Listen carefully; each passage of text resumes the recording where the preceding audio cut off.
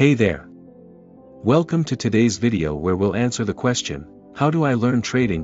Whether you're a beginner or looking to improve your trading skills, this video is for you. Let's get started. Step 1. Educate yourself. Start by reading books about trading. These books written by experts will teach you the basics and help you build a strong foundation. Step 2. Take a trading course.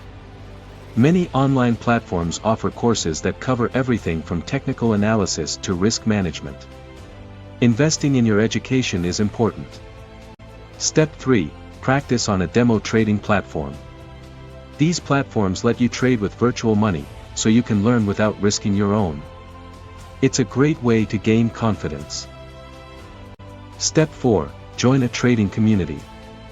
Being part of a community allows you to learn from experienced traders and share your ideas with others. It's a supportive environment. Step 5. Stay informed. Keep up with the latest financial news and market trends. Websites like Bloomberg and CNBC are great sources of information.